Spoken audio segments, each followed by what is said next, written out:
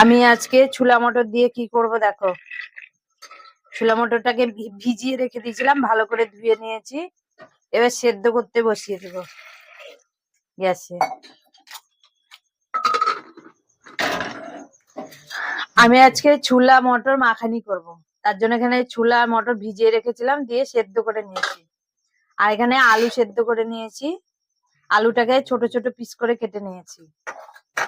এবার এই ছোলা গুলোকে বাটির মধ্যে ঢেলে দেবো। দেখো আরো কিছু আছে কাটা, সেগুলো সব মেশাবো।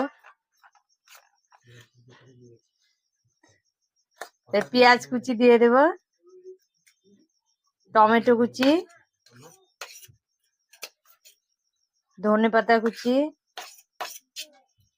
শসা কুচি,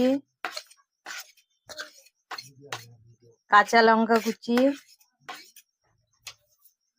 এখানে গাজর আছে কুচানো, গাজরটাও দিয়ে দেবো। এবার আলু সেদ্ধ কুচি করা আছে, সেটাও দিয়ে দেবো।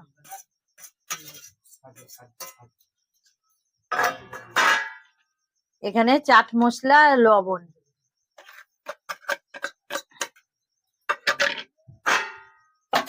এবার আমি আচারের তেল দিয়ে দেবো 1 চামচ।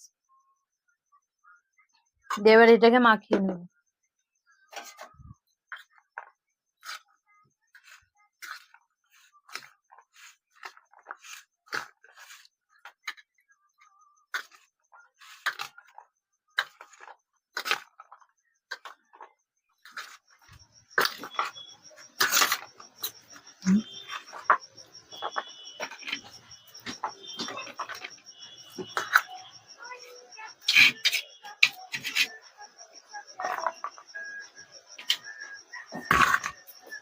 এবার এরপরে লেবু চিপে দেবো।